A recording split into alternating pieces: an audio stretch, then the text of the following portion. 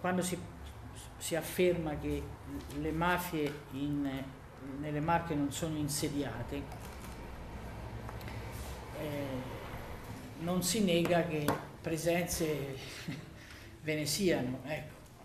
Al tempo stesso però, come abbiamo sempre affermato anche in occasione della missione che è stata fatta a giugno come commissione, in una regione dove c'è una circolazione di sostanze stupefacenti molto forti, c'è un porto importante come quello di Ancona, c'è un'attività economica, imprenditoriale, commerciale tra le più significative in Italia, sicuramente del centro Italia,